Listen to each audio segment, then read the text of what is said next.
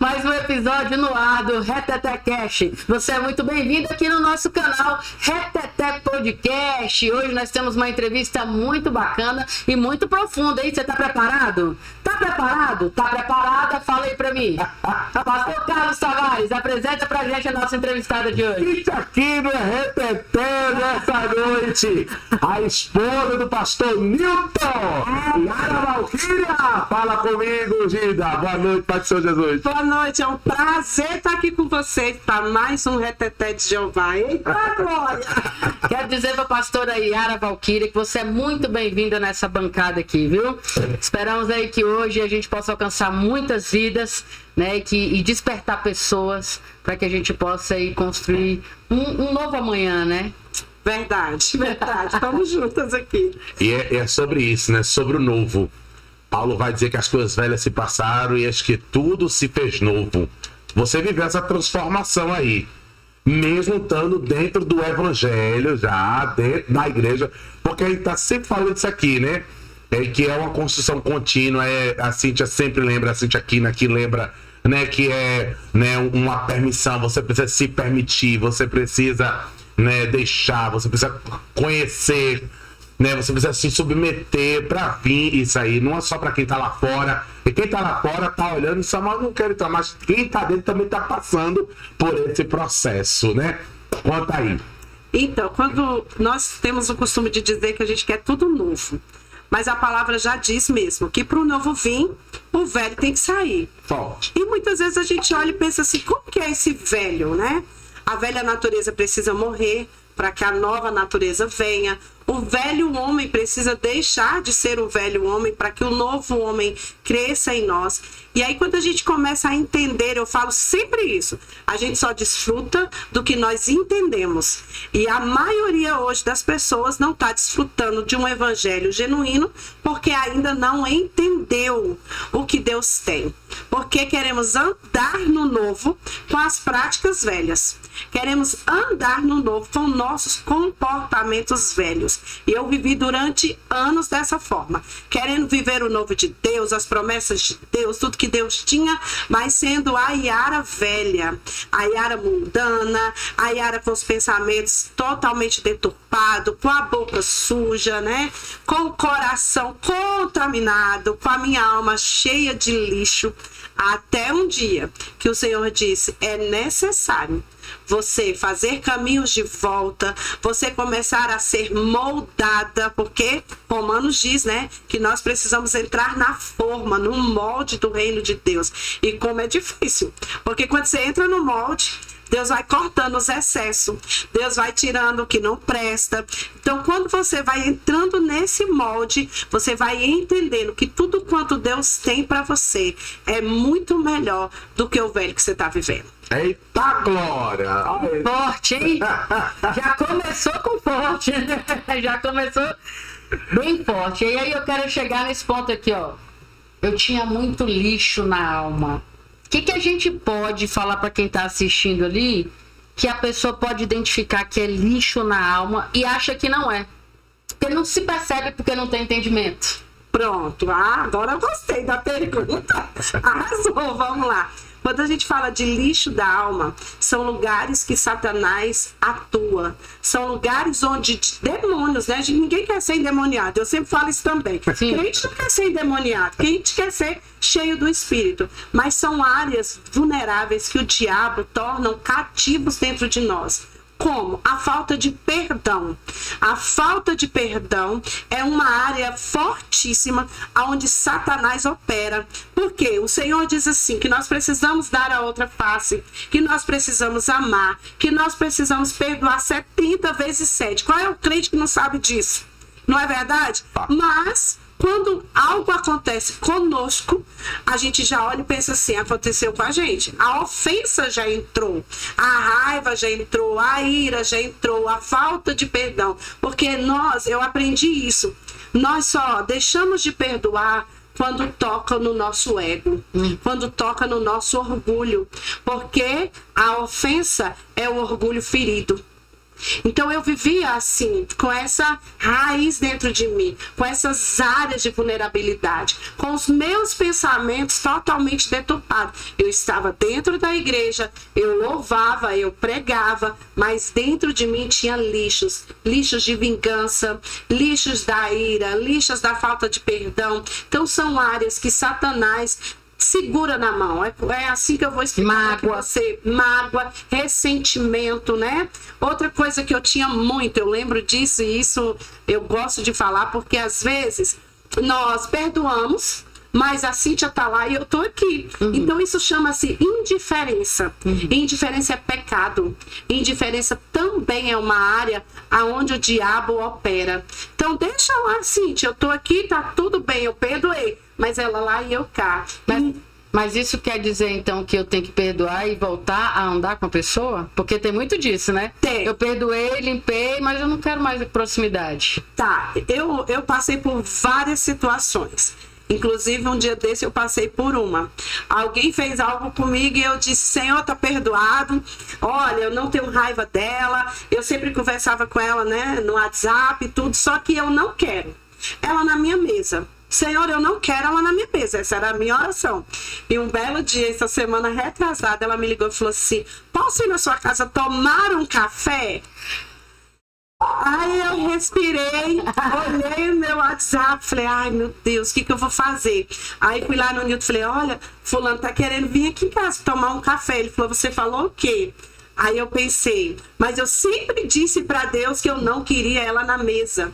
E tomar um café se toma onde? Na mesa. Na mesa. Então eu falei, Senhor, eu sou a diferença.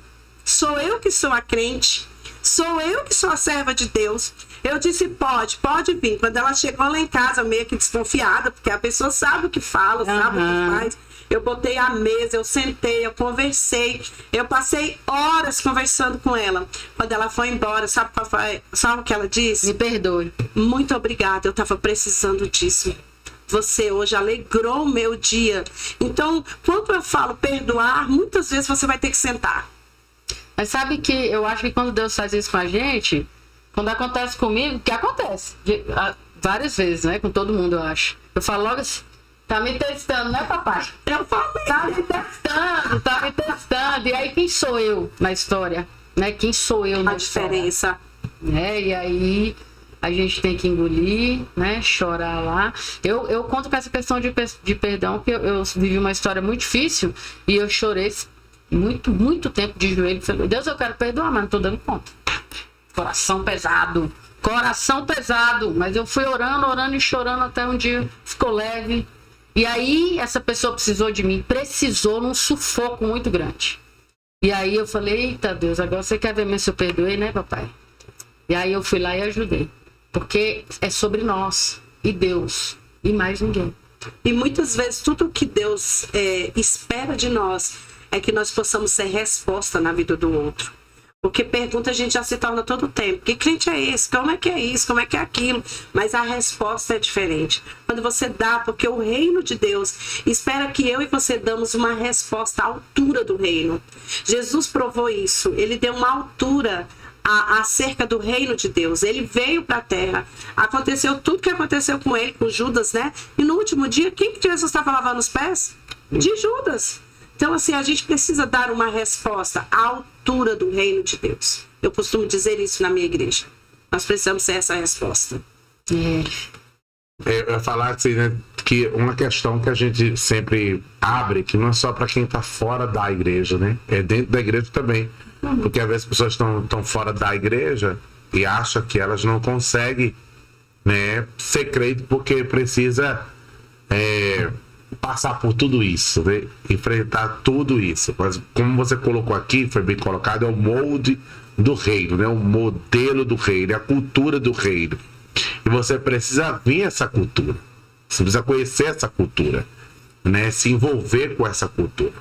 E quando você se envolve com essa cultura, você vai ter comportamentos, atitudes, como essa cultura pede, né? Com aquilo que você ali já se familiarizou, não é isso? Você passou a entender. E é importante falar, porque, Cíntia Aquino, pastora Yara é conhecida aí como a pastora que cuida da alma do povo, né? Eita. Então, falando de lixo, como é que as pessoas podem colocar os lixos para fora? Então, essa é uma boa pergunta também.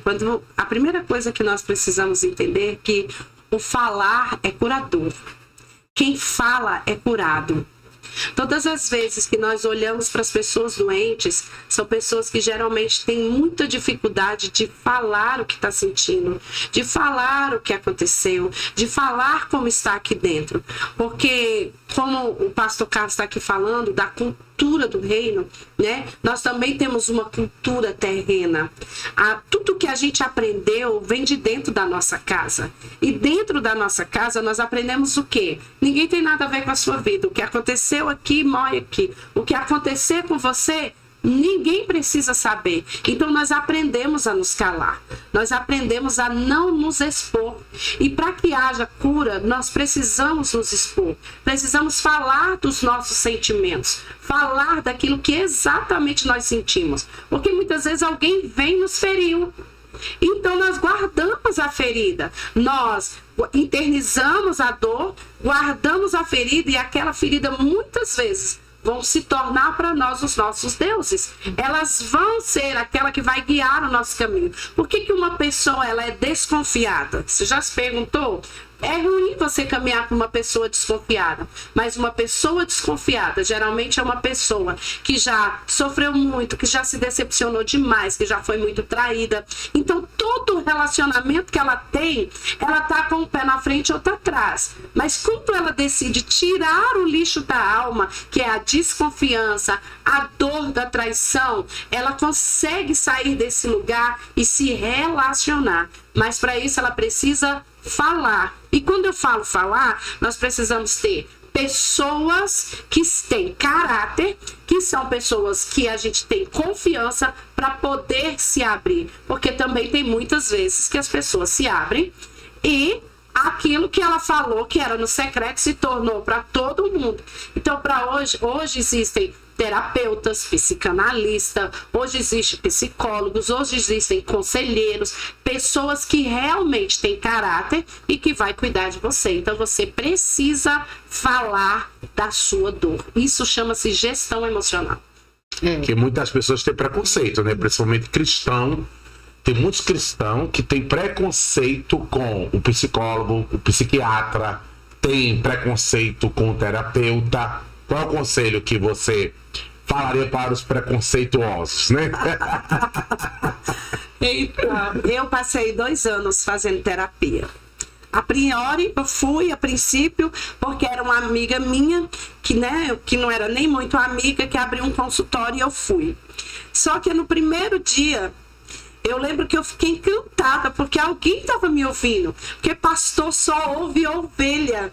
E só ouve os problemas das ovelhas. Mas agora eu estava de frente a uma mulher que estava ouvindo as coisas que eu estava passando. E eu passei 2 anos. E eu quero contar uma experiência aqui muito, muito legal, assim, que marcou a minha história. Eu vim de uma família muito pobre. E minha mãe trabalhava, era doméstica na casa dos outros. Então todas as bonecas que eu ganhava, ela naquela época, né? Quem tem a minha idade vai saber. O olhinho das bonecas mexia. Então sempre vinha um olhinho furado, ou o cabelinho todo destruído. Mas era a boneca que eu podia ter. E um dia, a patroa da minha mãe deu uma boneca pra mim. A coisa mais linda do mundo. Eu saía com essa boneca e aquela boneca era tudo pra mim. E um dia eu cheguei para brincar na casa da minha amiga. E os irmãos dela colocaram uma bombinha, aquelas bem grandona, na calça da minha boneca, furou o bumbum da boneca, colocou a bombinha. Quando eu cheguei, eles acenderam a bombinha e a boneca explodiu. Bum! Foi perna para um lado, sabe assim? E eu, muito menina, eu olhei a boneca indo embora e eu fiquei em estado de choque. Passou anos para mim. E aí um dia eu tô sentada no consultório da terapeuta. E ao longo do meu casamento, ao longo da minha vida, eu fui comprando bonecas. Então na minha cama tinha 9 bonecas. e ninguém podia brincar com as bonecas. Minhas netas não brincavam, minhas filhas não brincavam. E a hora que o Nilton ia dormir, ele sempre murmurava, porque tinha que tirar aquele arsenal de bonecas. E eu conversava com elas. Eu falava, mamãe chegou, e eu beijava elas, eu conversava, Carlos, que eu passo por casa com as bonecas. E eu sentada conversando com a psicóloga. Ela me veio um flash da boneca, do nada. Eu disse, oxi, me veio um flash assim, assim, assim. Aí ela disse, você tem bonecas? Aí eu olhei para ela e falei, eu tenho 9. Aí ela disse assim, então a partir de hoje você vai entregar essa boneca para as meninas que Deus vai colocar no seu coração. Ela ainda falou assim, e você vai dizer, eu tô te entregando a minha infância, a minha dor, o meu trauma. A primeira boneca que eu fui entregar, eu chorava tanto, pastor Carlos, eu chorava tanto, porque eu estava de fato entregando um trauma que eu não tinha consciência de que eu tinha aquele arsenal de boneca por causa de uma ferida lá da infância. Então, quando a gente olha hoje para dentro da igreja, né, que nós espiritualizamos as dores, espiritualizamos a depressão, a ansiedade, que vai ser o mal do século. Hoje nunca se viu uma criança de 3 anos hoje já tem ansiedade. Tem crises de ansiedade, isso é fato. Então, o que eu falo? Deus, ele é perfeito. Ele jamais deixaria um psicólogo apenas por ser um psicólogo. Ele deixou porque ele sabia que ia chegar o tempo em que a humanidade estaria doente, que a humanidade ia precisar. E aí a gente olha, as pessoas falam assim, quando eu falo, você precisa de um psicólogo, você precisa de um psiquiatra. Ai, pastor, eu vou me dopar de remédio. O remédio, ele serve por um tempo, sim, para ajustar os nossos pensamentos, para colocar tudo aqui que está fora do lugar. Então, assim, existe essa resistência da igreja, das pessoas, de dizer, para que eu vou para um psicólogo? Eu não sou doido? Não é assim? Eu vou no psiquiatra, eu não sou doido, não. Mas são especialistas que Deus criou para nos ajudar a sair de lugares, a nos enxergar, a ver a nossa dor. Alguém que pode te ouvir sem te recriminar, sem dizer para você assim, olha, você tá errado. Não, eles vão te ouvir. Eu falo para você, para mim foi cura. Todos os dias que eu ia para terapia, eu sempre vinha com um sorriso, ou eu vinha chorando, porque às vezes eram coisas que eu não percebia, eram comportamentos que já tinham sido hábitos, mas que ao longo da terapia eu fui vendo que eu precisava mudar a mentalidade, os pensamentos, os comportamentos. Então, assim, é curador. Terapia é curador. Se um crente bem soubesse, fazia. E essa resistência ou preconceito, como o pastor Carlos usou aqui, a gente pode dar um nome de orgulho? Eu não preciso. Eu sou bom demais. Não, fulano que tá errado. E sendo que não tem nem... Tem a ver muito mais com a gente mesmo, de tudo que a gente vem juntando ao longo da vida, e que às vezes uma gotinha d'água de um cachorro que latiu estoura tudo, né? Mas a pessoa tem um orgulho de que não, eu não preciso. E às vezes ou não, você faz para poder, Cíntia, lidar com o outro. Às vezes você precisa fazer uma terapia para você aprender, né, a também lidar com o outro. A lidar com seus sentimentos, com seus pensamentos, com as suas crises. Não é só porque você tá doente. Autoconhecimento. Mas é porque é um autoconhecimento, uma autoajuda também para você lidar com alguém que tá também vivendo aquele problema, né? Eu acho muito importante a gente entender isso aqui, quando eu olho para a mulher do fluxo de sangue, que ela procura, porque o Dr. Lucas, ele faz menção que ela gastou todos os seus haveres buscando cura. Quer dizer, ela investe, ela já tem um exercício, ela está exercitando, né, a busca ali para a ciência da época, para a medicina da época, para as pessoas capacitadas da época. Em nenhum momento essa mulher, ela recusa a ajuda, né, terrestre. Porque quando ela vê a ajuda divina, ela já tem usado a ajuda terrestre. Tudo. Quando a ajuda terrestre não esgotou, não funciona, não consegue, né, não tem eficácia, aí sim ela vai agora ao encontro da ajuda sobrenatural. Né? Então, às vezes as pessoas precisam olhar, e olha que ela não só estava doente, sangrando. Eu sempre digo que ela sangrou socialmente, ela sangrou religiosamente, ela sangrou financeiramente. Então ela sangra em várias áreas da vida dela, até hemorrágica em várias áreas da vida dela. Uma coisa que era física, mas sangrou em outras áreas, que Jesus restaurou, né? Não só estancou a hemorragia, não só curou a causa que provocava a hemorragia, mas Jesus também restaurou áreas que aquela hemorragia causou na vida dela. Então, às vezes as pessoas precisam entender isso, né? Que Jesus também trabalhou como psicólogo, como psiquiatra. Ele fez essa função aí, não só curar o físico, né? Quando ele restitui o Gadareno à família, pode ser formidável, porque ninguém consegue prender aquele homem, ninguém segura aquele homem, faz terror, a fama dele corre. Mas quando Jesus chega, que os demônios saem entrando nos porcos, se precipitando, aquele homem quer seguir Jesus, mas ele diz: não, vai para casa. Olha aí, ele trazendo os vínculos familiares novamente. Olha ele trabalhando a aceitação desse homem à sociedade. Olha ele restituindo esse homem aquilo que ele havia perdido por tanto tempo, por causa daqueles espíritos imundos. É com a mulher encurvada, que você ministra muito bem sobre cativeiros, né? Então, a gente usa aí o exemplo dessa mulher encurvada. Eu quero que também você solte essa pérola, por favor, para edificar mais aí da gente. Porque são cativeiros que as pessoas vivem, cativeiros que elas estão, e como foi dito aqui, as sujeiras, né? Porque onde tem sujeira tem parasita. Então os demônios são esses parasitas que vão se alimentar desses lixos. Então essa mulher, 18 anos encurvada dentro de uma jaula ou uma gaiola, que é um cativeiro que ela está vivendo, proporcionando ali, alimentando um demônio que está sobre ela, porque é Jesus quem fala sobre isso, né?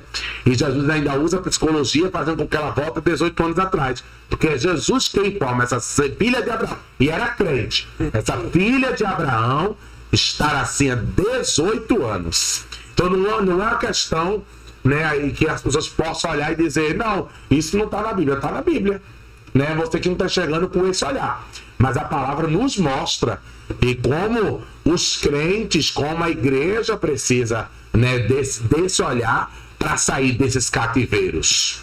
E é interessante quando você pergunta se é um orgulho ou não. Eu costumo dizer assim, é muito complicado você olhar para você mesmo, né? É muito difícil, porque o olhar que você tem para os outros é completamente diferente do olhar que você precisa ter para si. Então, quando a gente fala de terapia, quando a gente fala de cura emocional, a primeira coisa que a gente precisa mudar é o olhar. Porque agora o olhar não é para fora, agora o olhar é para dentro. E é dentro que Deus, porque fora é o reflexo do que está dentro. Então, muitas vezes a gente está o quê? Refletindo aquilo que está dentro. A dor, a amargura. Porque tem pessoas que são tóxicas. Por que são tóxicas? Porque dentro está cheio de coisas que ainda não conseguiram ter a coragem de olhar para dentro de si. Essa semana eu estava ministrando sobre a dracma perdida. Que aquela mulher, ela não perdeu a dracma do lado de fora. Ela perdeu a dracma dentro de casa. Nós nos perdemos dentro de casa. Porque dentro de casa é onde nós perdemos os nossos maiores valores. É dentro de casa hoje que nós queremos ficar enclausurado, né? Dentro do nosso quarto, no lugar onde o Senhor diz: entra para o seu quarto, fecha a porta, lá você me busca em secreto. Hoje as pessoas estão fazendo do quarto os cativeiros da dor. E eu costumo também falar que Jesus, quando ele chega em determinadas pessoas, ele pergunta: queres ficar são? Queres ser curado? Porque ainda existem muitas pessoas que estão opinando continuar doente. Porque continuar doente, aos olhos dessas pessoas, é bom. Porque quem vai lamber as minhas feridas se eu for curado? Quem é que vai fazer cafuné em mim se eu for curada? Quem é que vai ter pena e dó? Porque às vezes você pensa assim: como pode uma pessoa gostar de ter pena e dó? Tem pessoas que gostam de que os outros sintam pena e dó. Quando Pedro e João estão na Porta Formosa, eu acho linda essa palavra, porque muitos passavam por lá. Todo tempo o templo tinha gente, mas chega o dia que Pedro e João estão passando ali, e eles param, e eu fico pensando que aquele homem estava esperando: vai vir mais moeda para mim, vai vir mais coisa para mim. Oxe, minha latinha vai, bombar. Só que Pedro e João falam assim: olha, nós não temos nem ouro, e nem prata. O que nós temos, eu só tenho cura para você. Eu só tenho um Deus que transforma a vida. Eu só tenho um Deus que restaura você. E não é só restaurar por fora, é restaurar por dentro. Porque dentro daquele homem existia um homem adorador. Prova diz que quando ele é curado, ele não vai para outro lugar que não seja para dentro do templo, para adorar o Senhor. Então, quantas vezes nós ficamos nas portas do templo, ficamos sentados na porta do templo, pedindo esmola, querendo que as pessoas tenham dó da gente. É o vitimismo, né? Pronto, se vitimizando. Então, Deus está chamando um povo para entrar para o templo. Pro culto, né? Para se conhecer, porque quando eu entro pro culto, a palavra que vem é confrontadora. E o confronto, ele vem para mostrar para você que o teu espírito tá bem, mas a sua alma tá doente. E uma alma doente não tem como. Jesus está querendo curar a alma do povo e o povo está dizendo, não, me deixa aqui mesmo. Então quem é que quer se olhar? Eu lembro muito bem quando o Senhor começou a entrar dentro da minha alma. Para mim era um terror. Eu olhar para mim e dizer, gente, eu sou tudo isso. E o Espírito Santo, e muitas vezes as pessoas falavam, você é assim, assim, assim. Eu tinha um problema muito grande. Eu sempre, quando eu estava triste, problemática, pensando demais, eu entrava na igreja e não falava com ninguém. Aí um dia, um membro da minha igreja falou assim, a senhora é bipolar. Aí eu disse, não. Ele disse, a senhora é bipolar. Aí eu olhei para ele e falei assim, por quê? Ele disse, porque a senhora, o dia que a senhora tá bem, a senhora fala com todo mundo. O dia que a senhora não tá, a senhora fala porque a senhora acha que é bom. E aquilo ficou dentro de mim. Domingo passado ele estava na minha igreja, esse rapaz, que hoje nem é da igreja. Eu disse para ele, eu sou curada. Porque Deus usou você para mostrar uma área da minha vida. Hoje, se eu não estiver bem, Cíntia, eu tenho que lutar contra mim. Eu saio falando dos obreiros até lá no altar. E se eu entrar e não falar, quando eu descer, eu falo com todo mundo. Por quê? Porque eu entendi que aquele comportamento era o quê? Errado. Eu precisava mudar. E não pelos outros, pastor Carlos, mas por mim. É como o pastor Carlos disse, não é pelo outro, é por mim. Porque quando você muda pelo outro, você volta para o mesmo lugar. E eu falo isso muito mesmo, porque há uma diferença de mudança e transformação. Quem muda, muda o cabelo, muda a unha, né? Muda o óculos, né? Assim, gente muda as vestes. Hoje tem a colorimetria, né? Que a gente coloca para cima. Então você está mudando as cores daquilo que você vestia, isso é mudança.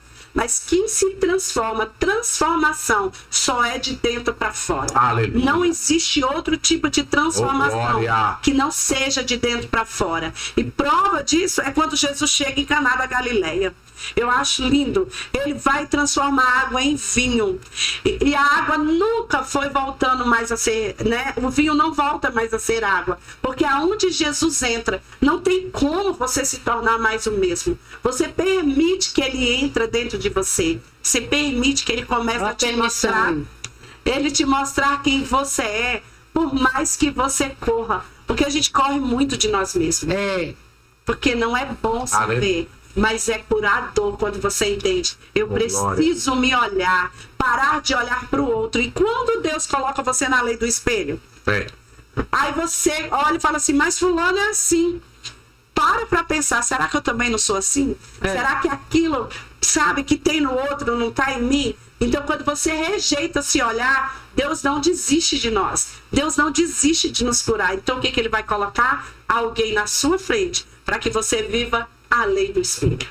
Glória a Deus. Tem uma coisa aqui forte que o pastor Carlos já falou aqui em outro episódio, e eu acho bom a gente retomar esse tema agora, até para explicar direitinho, que ela fala que o espírito tá bom, mas a alma tá ruim. E aí nós somos corpo, alma e espírito. Triunos. Como, aí, para explicar para quem tá ali em casa, para que você se identifique aí, quando que nós estamos com o espírito bom, mas a alma doente? Então, vamos lá. Nós somos mesmo tridimensional, corpo, alma e espírito. Quando Deus ele vem falar conosco, ele nunca fala nem com a sua alma e nem com a sua carne. Deus ele sempre fala com o seu espírito. Então o seu espírito ele consegue entender perfeitamente o que Deus quer falar.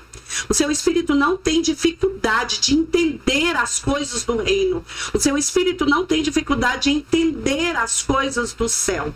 Mas quem é que tem essa dificuldade, pastor Yara? A nossa carne e a nossa alma. Porque a nossa alma, ela tem uma voz e que ela vai falar conosco. E muitas vezes ela vai falar e nós vamos pensar que é a voz do Espírito.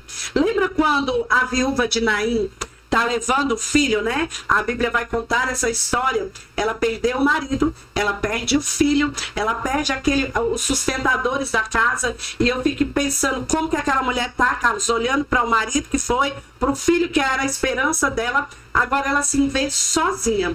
E a Bíblia diz que Jesus está vendo o cortejo e para.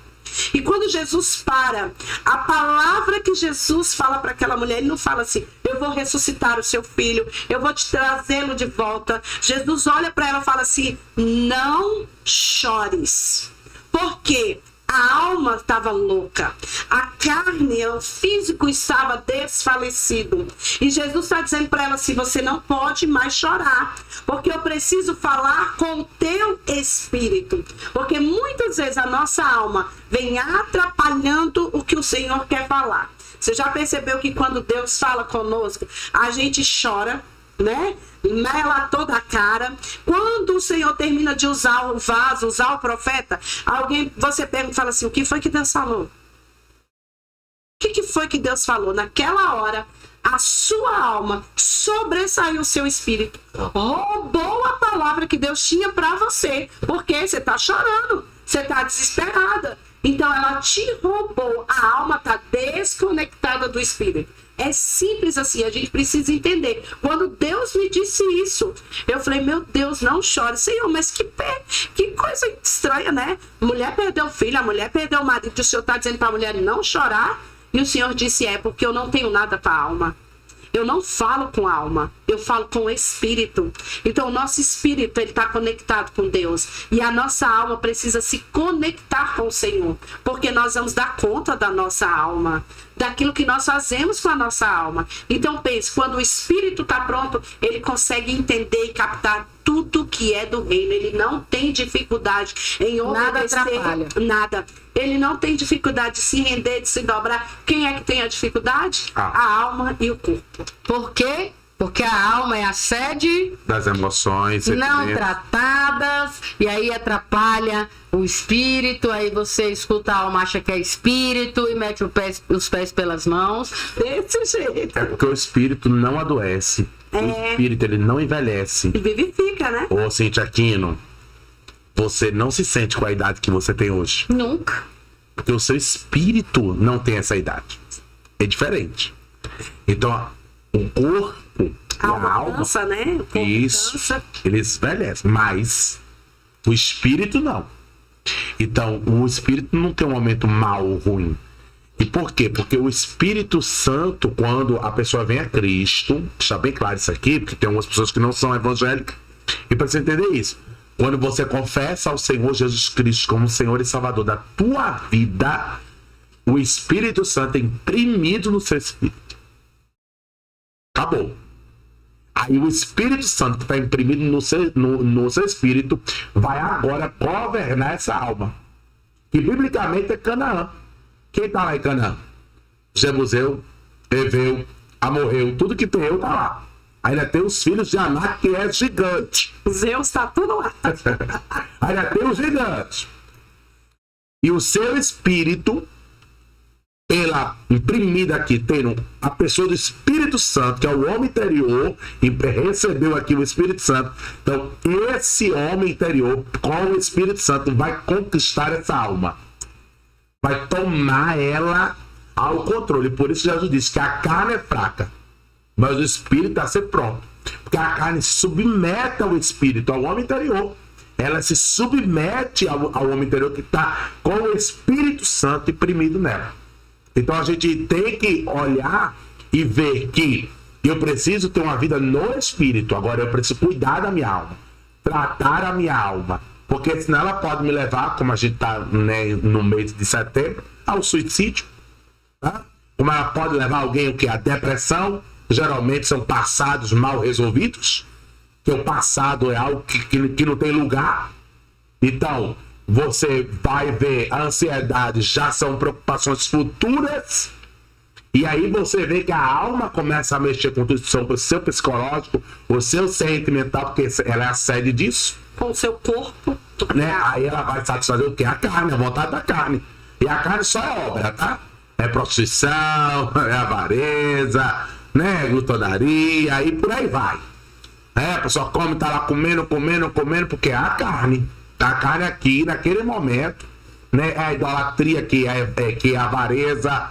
E a pessoa começa a entrar por esses caminhos da doença da alma que vai manifestando na carne. Que a alma até ela vai manifestando na carne. Então a gente vai ver que o espírito, ele nunca adoece, nunca fica mal. Geralmente é a alma e põe para satisfazer, porque a alma satisfaz toda a bagaceira da carne. A carne presta esse alimento para a alma. Então, quando a gente conhece a palavra, que a gente vem a Cristo, a gente tem um entendimento de que a nossa vida não é mais na carne. A nossa vida é no Espírito. Aí lembra de Colossenses, capítulo 3, né? É mortificando. É mortificando essa carne diariamente. Ela só serve para uma coisa, gente. Sacrifício. Não tem mais não. Mata. Frita. A tua carne é que nem aquele bife, que nem aquele bife sangrando. Aí tem um óleo fervendo, tá? Chega, tá. Antes do óleo ainda tem uma martelinha, que é pra ficar assim, que é pra amaciar. Aí vinha, E depois você passa a noite todinha fritar. É o que Deus quer da gente, né? É o que Deus espera da gente. É como o pastor Yara colocou aqui, né? A resposta que vem do reino para certas situações, para certos momentos, para circunstâncias, para nosso comportamento. Achei interessante algo, né? Porque as pessoas acham que não tem exercício. O pastor Yara fala isso aqui, não. Eu fui lá e fiz. Então é um exercício. Você perdoar, você trazer alguém a... Você ouvir Deus é um exercício. Você precisa exercitar isso na sua vida, que é mudar os seus hábitos, porque ninguém joga hábito pela janela, né? Você tem que descer ele pelas escadas, abrir a porta e colocar ele para fora. Então, é um exercício diário, no seu falar, no seu agir, né? Viver uma experiência esses dias, né? Porque às vezes as pessoas andam com a gente, elas conhecem a gente. É de mesa, né? Aí sabe, vou fazer tal coisa e ele vai reagir assim, ele vai fazer assim. Ele já sabe os nossos passos, já antecedeu os nossos passos, porque ele nos conhece. Aí quando você tem um comportamento que você já sabe, aí você tá ali treinado, trabalhado, Deus já te botou na frigideira.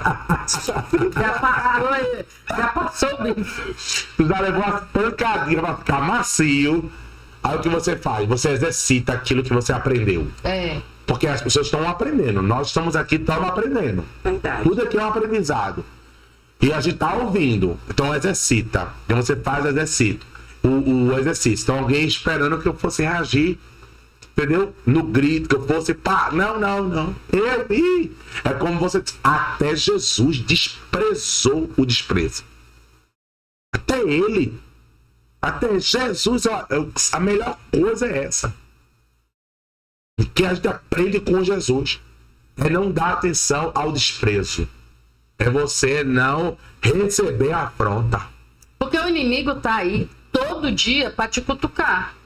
Pra te cutucar, pra me cutucar. Todo dia. Cutuca pai, cutuca mãe. Mas eu tenho uma vizinha que ela bota o lixo da casa dela todo dia na hora que o caminhão do lixo vai passar, na casa do vizinho de cá. Na divisa, só que do vizinho de cá. Aí toda vez ele fala, aí Cíntia, aí eu, gente, por que vocês não vão lá e conversam? Aí a mulher dele fala assim, não, deixa isso pra lá, não vou brigar por causa do lixo não, e tal, não sei o quê. E eles já moram lá há muito tempo e a vizinha continua fazendo isso até hoje. Tem condição a pessoa pegar o lixo da casa dela e bota na calçada do outro. Mas a gente, olha, uma coisa eu aprendo aqui, né? Quando você fala que o inimigo, ele cutuca, o inimigo, ele só pode cutucar a sua carne e a sua alma. E o espírito? Ele não pode cutucar o seu espírito, porque o seu espírito, ele é conectado com o céu. Você vê quando Jesus vai para o deserto, né, ser tentado por Satanás, Satanás vem cutucar Jesus. Ele consegue cutucar, vamos dizer assim, para entender, né, a carne, porque a carne estava com fome. A carne estava com fome, mas o espírito estava ali, ó, de pé, preparado, forte. Quando ele vem cutucar a carne, cutucar a alma, Jesus dá uma resposta à altura. Do nível do reino. Do nível do reino. Mas ele não desiste. 3 vezes ele vem levando Jesus ao mesmo lugar. Mas o espírito estava pronto para aquilo. Nós precisamos exercitar o nosso espírito para dar uma resposta à altura, né? O bem que eu quero fazer, esse eu não faço, mas eu consigo dominar, governar a minha boca, sabe? Eu consigo ficar em silêncio, e não só no silêncio de fechar a boca, mas calar a voz da alma. Ou dar uma resposta branda. Pronto, porque a alma vai falar para você assim, fala isso, isso e isso, você vai falar assim, não, cala a boca, porque eu sou extremamente sanguínea, né, e colérica. Imagine, eu sou no 220, comigo era toma lá e dá cá. E eu aprendi a dominar a minha alma, a silenciar a minha alma. Essa semana eu tive uma crise muito grande, porque eu passei o dia inteiro a alma, aquele turbilhão, e ela falando, e eu falei, Deus do céu, o que é isso? E eu botei louvor, toda a estratégia que sempre eu tenho, eu orei, eu li a Bíblia, mas a bicha não calava, Carlos. E eu falei, meu Deus do céu, o que é isso? Aí eu falei assim, deixa eu te contar um negócio, fui pra frente do espelho, olha aqui pra mim, Yara, alma, ó, deixa eu te dizer, você não quer calar não? Peraí que eu vou te fazer calar. Peguei o travesseiro, deitei, Carlos, dormi. Aí o Nilton chegou e falou assim, amor, tu tá dormindo, você não tá bem, tá gripando? Eu falei, tô calma, louca, mas ela vai ficar boazinha. Dormi mais ou menos assim 1h30. Quando eu acordei, ela tava quietinha, sabe, quieta, porque eu passei o dia inteiro exercitando o meu espírito, mas ainda todo o exercício que eu fiz ainda não foi o suficiente. Aí eu falei pra ela, não é você que me domina, sou eu que te domino, e eu vou te mostrar que eu te domino, então eu vou botar você pra dormir. Então a gente precisa ter alguns exercícios pra calar a Sabe que eu me lembrei? Pedro, né, com uma espada. Você guarda a espada, Pedro. Olha o espírito. Guarda a espada, Pedro. Põe a espada na bainha. É isso que... porque ele sabe os passos que você vai dar. Então, o carnal não discerne o espiritual. Não. Então, se você for agir na carne, né, você for dar lugar pra carne, o capeta se alimenta disso aí. Ele se alimenta do pó da terra. A alma é cheia de razão. E vai. Aí começa. 2 contra 1.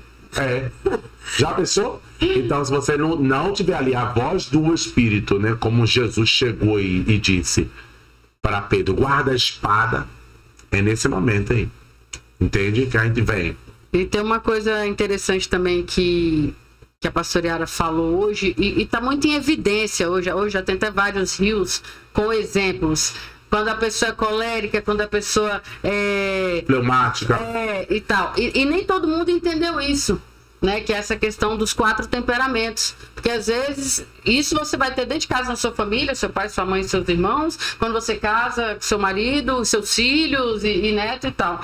O tanto que isso influencia num bom relacionamento familiar, né? Que pode causar uma destruição de família, um afastamento de família, e as pessoas não têm noção. Muita gente, mas a maioria assim, não tem noção disso, né, Yara? É verdade. E assim, quando você tem essa noção do seu temperamento, você vai começar também a dominar o seu temperamento, porque o sanguíneo, ele é louco. O colérico é briguento, ele não tá nem aí, ele fala mesmo. Então você imagina, eu casei e uma das maiores dificuldades do meu casamento era sobre submissão. Porque ninguém mandava em mim. Eu era aquela assim, ó, que ninguém falava nada, eu mandava, eu fazia, eu acontecia.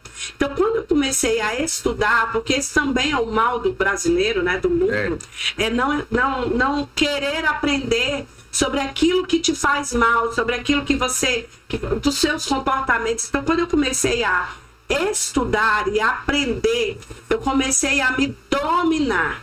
Tinha dia que eu olhava pro Nilton, minha vontade era de jogar um copo nele, era de esganar ele. Pastor, era assim, era porque eu queria extravasar minha raiva. Aí sabe o que eu fazia? Eu ia para dentro do banheiro e eu tomava banho. Uma vez eu fui para São Paulo e a gente ia na Muvuca, a primeira vez que eu fui para São Paulo, né, louca, quando eu vi a 25 de março, meu Deus, fiquei louco. Comprei logo um sapato laranjado, pastor Cássio, que eu queria. Aí Nilton disse assim pra mim, olha, você vai, a gente vai se encontrar aqui, tá bom? Aí eu disse, tá bom. Aí cheguei, tal hora, o Nilton não chegava, fui pro hotel, eu e uma amiga minha. Quando eu cheguei no hotel, eu perguntei, Baiano chegou? Ele falou assim, não. Eu falei, já deve estar chegando, entrei. Quando eu entrei, tô tomando banho e tudo, o Nilton chega. Mas o Nilton não chegou, queria de gente, não. Ele abriu a porta, que o quarto do hotel caiu. E quando o quarto caiu, ele abriu a porta do banheiro e disse assim, cadê você? Eu tava te esperando lá. Aí eu disse, amor, tava muito frio. Era tempo do frio em São Paulo. Eu disse, eu vim embora tomar um banho quente. Ele disse, quando eu te mandar ficar no lugar, vira pinguim, mas fica. E pôs a porta do banheiro e saiu. Quando ele saiu, Cíntia, eu disse, ele tá achando que ele é quem? Aí ele tá comigo. Ah, mas ele vai voltar? E quando ele voltar, ele vai ouvir.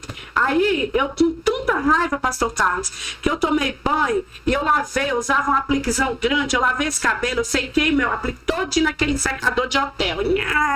E o ódio, a raiva, eu disse, ele vai chegar. Aí eu sentei na cama e ele chegou. Quando ele chegou, o Espírito Santo falou comigo assim, ele chegou e sentou, tirou o tênis, né? O senhor falou assim, sabe aquele creme que você comprou? Aí eu com ódio. O senhor falou assim, passa no pé dele, faz uma massagem no pé dele. Eu disse, é brincadeira. O cara chega aqui, fala um monte de coisa comigo, eu tô com tanto ódio dele. Fazer isso não, isso é a voz do diabo. Não é Deus, não, quero não. Daqui a pouco eu ouvi a segunda vez. Quando foi na segunda vez, eu disse pra ele, amor, comprei um creme, vou passar no seu pé. Passei o creme, passei o esfoliante, passei o hidratante, tudo com a alma gritando, porque tudo que a minha alma queria, que o meu colérico, que o meu sanguíneo queria era fight, era briga. E tudo que eu entendi naquele dia era, eu posso até dominar aquilo que eu sou, sanguínea e colérica. Eu posso ser amável, eu posso ser diferente. A Bíblia diz que eu posso exalar o bom perfume de Cristo. Então, é sobre isso, a gente precisa conhecer, se autoconhecer. Autoconhecimento é a base de tudo. Você consegue respirar fundo, clamar para o sangue de Jesus e ainda olhar falar para o seu cérebro, vamos plena e bela. Ó, divando.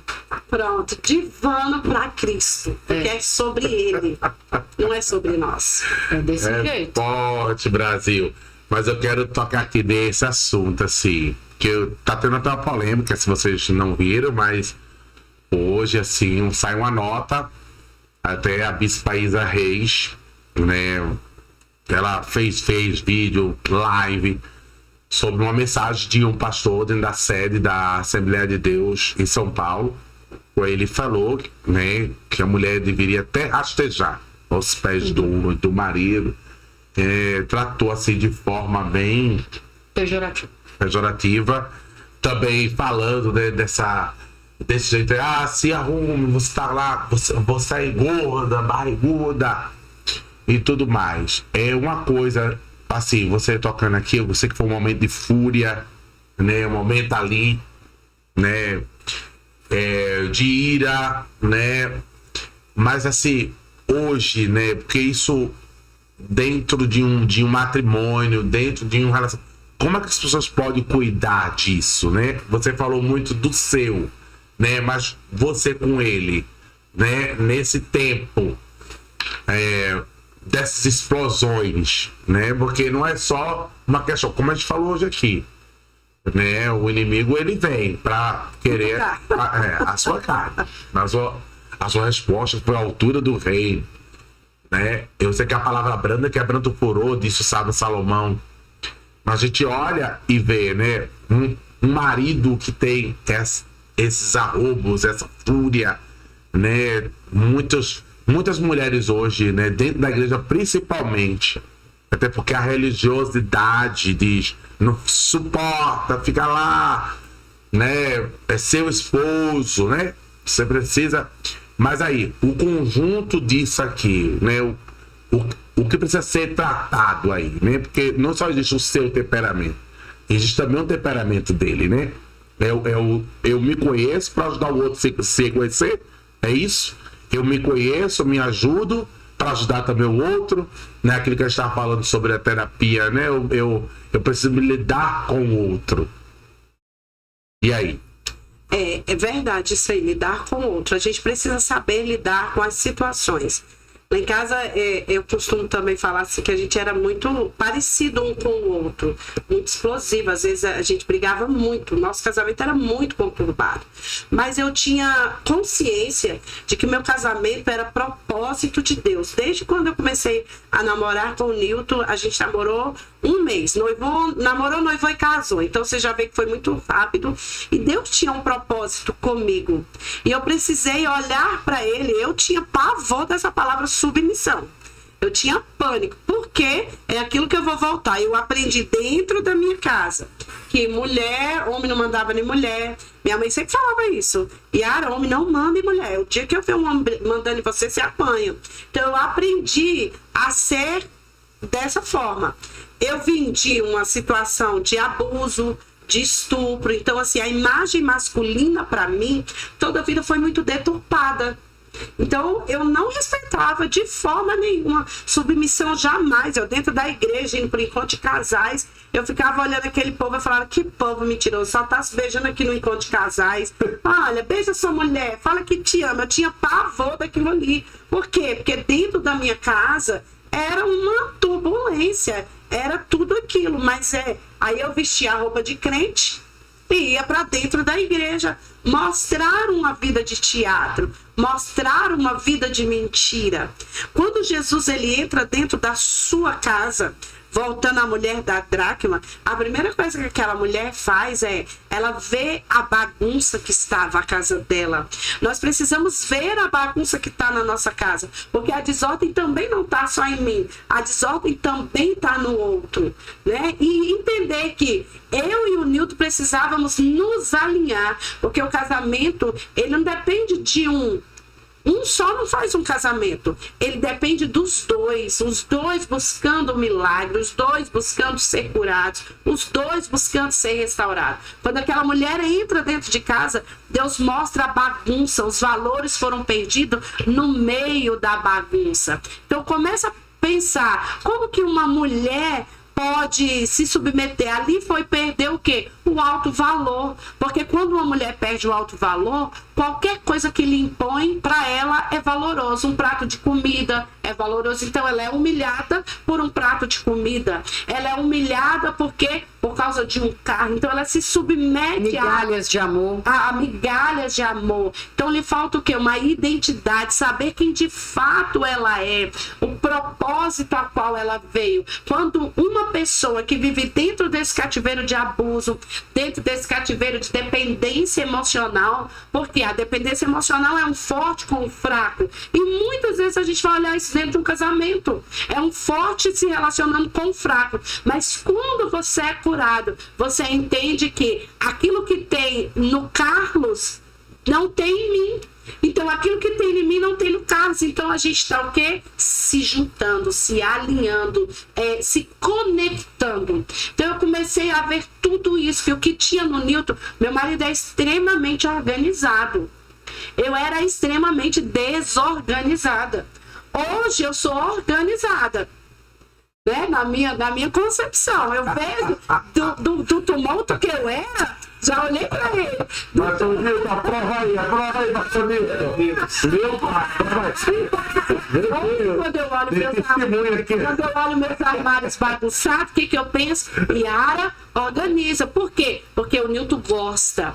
Então, quando eu amo e eu entendo sobre o propósito, quando eu amo e eu entendo sobre a submissão, eu estou debaixo de uma missão do Nilton. Então, eu entendi isso. Eu não tenho dificuldade nenhuma em obedecer o Nilton.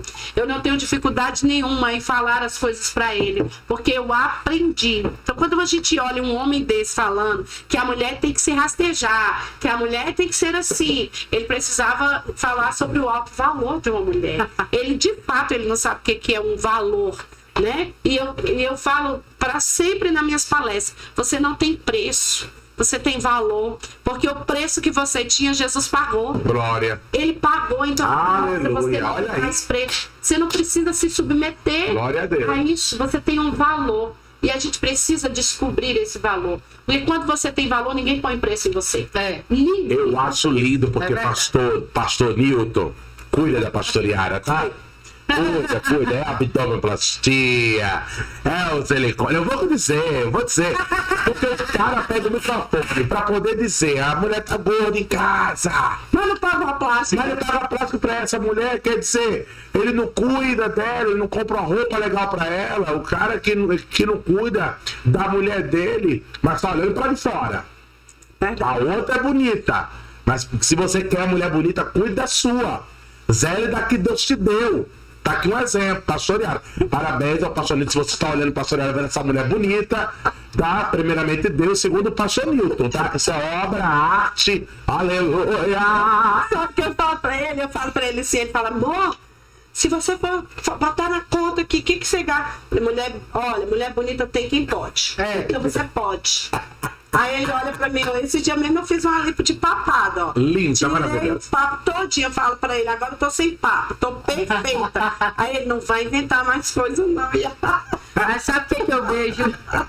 Não, porque você quer olhar o outro cuidado, você sabe, se você vê, né, um homem, né, bem vestido, bem alinhado, a esposa cuida dele. Cuida. Aí você vê uma mulher Roupa bem bonita, passada, né? Camisa, alinhado. aí você olha pra uma mulher, vê, né, essa mulher, você sabe que o marido dela cuida dela. Então é isso aí. Foi pra você cuidar. Olha que coisa linda, né? Eu me submeto à missão. Eu tenho uma missão com ele, né? Isso é muito forte, isso aqui. Eu me submeter a essa missão dele. E o que eu acho forte nisso também? Que foi uma decisão dos dois. Sim. Porque dado o momento, ela entendeu que ela precisava ser um pouco mais organizada, porque ele gosta, porque era melhor. Depois ela entendeu que era melhor para os dois, e naturalmente ele entendeu também que isso foi. Então, é o molde que vai acontecendo na relação quando os dois abrem mão disso, né? E aí tem aquela frase que fala: quando sou fraco, né, é que estou forte. Quando sou fraco, que eu reconheço que eu tenho que dar um passo atrás, porque eu não sou a maioral. E aí eu dou um passo atrás e vou buscar sabedoria para poder dar o passo à frente. E outra coisa, quando você fala que o outro entende, o Nilton é extremamente caseiro. Caseiro demais. Ama filme. Eu não tenho paciência de deitar e assistir um filme. E ele entende isso. Então ele deita e assiste o filme. Eu amo sair. Às vezes eu vou no shopping fazer nada. Eu vou dar uma volta. Olhar as vitrines. Isso é coisa de mulher. E ele não vai comigo. E ele me respeita totalmente. Então a gente precisa entender o espaço de cada um. do outro, sabe? Então, assim, eu sento lá em casa para estudar, que eu estudo muito e leio muito, ele passa, me dá um cheirinho, amor, tá bem, tô. Tá estudando, tô. Eu tô ali estudando concentrada, ele não chega nem perto, entendeu? Então, assim, é saber o limite do outro, é entender o outro, é viver de bem com o outro, porque é bom uma casa harmoniosa, um lar harmonioso, não é? É verdade. Você consegue... Olha, um pastor amigo meu, ele dá palestra no Brasil inteiro. E ele falou assim, olha, eu só fico em hotel. A única casa que eu fico é na sua casa, Yara, e na sua casa, pastor Nilton. Por quê? Porque eu não tenho que apagar fogo do casamento. Bom. Isso é uma vergonha, porque assim... Você chama o pastor para dar uma palestra na sua igreja. Ele está dentro de um hotel, podendo estar dentro da sua casa, mas quando ele chega dentro da sua casa, o que ele vai ver? A desordem, tudo errado, os fights, né? E eu fiquei Confusão. pensando, e isso me alegrou, porque dentro da minha casa, eu quero ter um lar, eu não quero ter uma casa qualquer pessoa pode ter. Mas um lar é diferente. Um lar é onde tem harmonia. A gente aprendeu a sentar junto para comer, eu, ele e o meu filho, que hoje eu tenho um filho sozinha lá de 18 anos, sendo preparado para casar. Eu aprendi essas coisas, mas eu amava a rua, eu comia pé de cachorro doido. Aprendi a colocar comida no prato do Newton. Eu estava na conferência de mulheres falando isso. Falei para elas, uma mulher de Deus precisa entender que tem que ter um homem de Deus. Mas você só vai ter um homem de Deus quando você se tornar uma mulher de Deus. Porque uma mulher do cão tem que ter um marido do cão. Então você tem um marido que você merece. Porque não tem como eu querer que o Newton tenha um comportamento, que ele tenha, né, atitudes que nem eu tenho. Como é que eu quero que o meu marido me respeite se eu não o respeito? Como é que eu quero que o meu marido cuide de mim se eu não cuido dele? Então não tem como. É a cumplicidade, é aquilo. É um ajudando o outro. E sendo feliz. E sendo feliz. E se alinhando, né? Isso é muito importante falar isso aqui, porque dentro da igreja que a gente tem mais visto hoje é divórcio. Nós estamos sofrendo aí dentro da própria igreja. Que as pessoas não querem lutar, né? Não querem. E outra coisa, infelizmente, dentro da própria igreja, nós estamos vendo homens com esse comportamento violento, mulheres também com esse comportamento violento. E a gente fala daqui esse assunto, isso é muito importante. Não é uma casa, é um lar. E quem faz, sei lá, é essa mulher. Porque tem gente que acha que isso é demais. Colocar um prato de comida. Acha que isso aí é humilhação, né? Aí tem mulheres que elas acham que... Eu vejo também, assim, muito pelo fator também da independência, né? Eu acho que por esse lugar de colocar, né, tão independente que não sabe também ser cuidado também, né? Eu sou tão independente que eu não sei me cuidar. Eu também não, como é que eu vou conseguir cuidar do outro? Tem pessoas que não foram nem preparadas para isso. Foram preparados para estudar, foram preparados para o mundo secular, mas não foram preparados para o lar. Né? E quando você fala isso, traz um despertamento para várias pessoas que estão nos assistindo agora, que isso é muito importante, você pode cooperar. Eu gostei disso. Se você quer uma mulher de Deus, se você é uma mulher de Deus, você quer um homem de Deus, então você precisa ser essa mulher de Deus para esse homem de Deus. Você quer fazer esse homem ser um homem de Deus, né? Então, você pode conduzir esse lar, principalmente que foi dada à mulher essa tarefa, né, de edificar. Mas você sabe que eu vejo aqui um exemplo na prática. A segunda casa será melhor do que a primeira? O que ela trouxe da família... A minha primeira casa O que ela trouxe da família, ela ressignificou. Ela se dispôs a ressignificar, se permitiu, aprendeu, e hoje a segunda casa é melhor do que a da primeira. É aquela coisa que a gente estava comentando aqui nos bastidores. Eu não posso permitir que a minha família atrapalhe a família que eu vou fazer. A família de onde eu vim atrapalha a família que eu vou formar, né? Então, não tem... É tudo sobre nós e Deus... com o nosso comportamento, o quanto nós permitimos que ele entre e que a gente deixe o espírito trabalhar, porque é o domínio da alma contra o espírito, né? E aí o espírito tem que sobressair a isso, né? Porque você contando a história, eu fico pensando, é o orgulho o tempo todo, é o orgulho que não deixa, é o orgulho. E o orgulho é o quê? Alma, e alma é o quê? Onde ficam os sentimentos.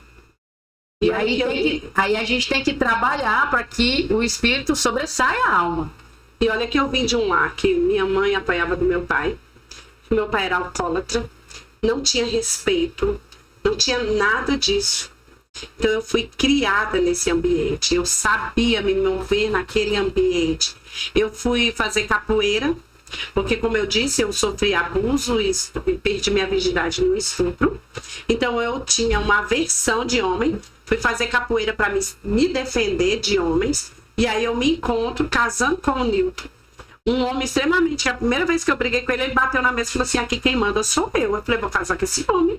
Esse homem que eu preciso para minha vida. Um homem que o quê? que me Vai domasse. segurar. E eu falo pra ele, cara, tu é domador de leão. Porque eu era uma leoa e ele me domou de fato, sabe? Então, assim, eu começo a entender isso que você tá falando. A glória da segunda casa. Então, eu vim com toda essa gama. Porém, eu não permiti que tudo aquilo que eu vivi, que tudo aquilo que eu recebi, projetasse a minha segunda casa.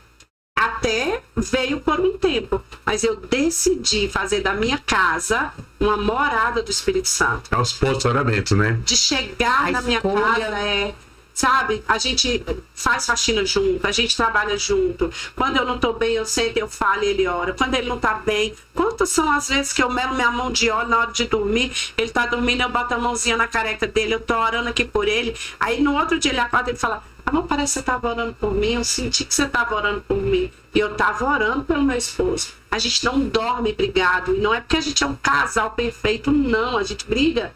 Mas eu decidi ser diferente. Por quê? Porque todo o tempo, aquilo que a palavra de Deus diz, seja uma ajudadora, né?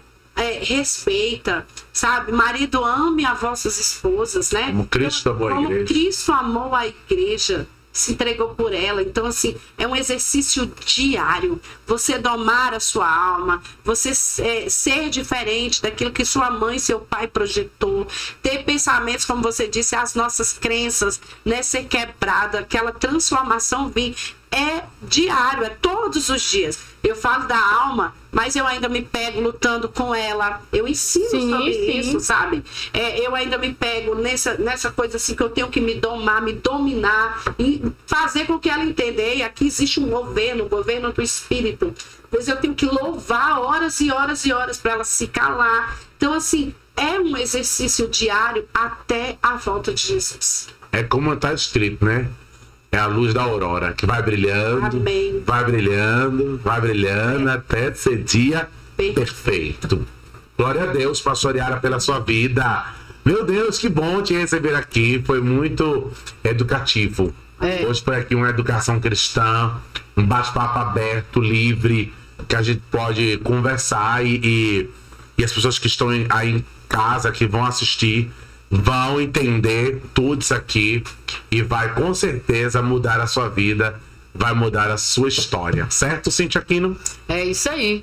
Pedir para você, né, que está assistindo aqui o Reteté Cast, para que você compartilhe esse vídeo, os cortes. Quantas pessoas você conhece que assistindo esse episódio, você identificou, nossa, lembrei de fulano. Nossa, minha tia briga com meu tio. Eu nem gosto de passar o final de semana lá porque é um saco. Quando meus pais querem ir, eu não quero ir para casa do meu tio e da minha tia, né? E às vezes está faltando só que você seja um anjo do Senhor na vida das pessoas.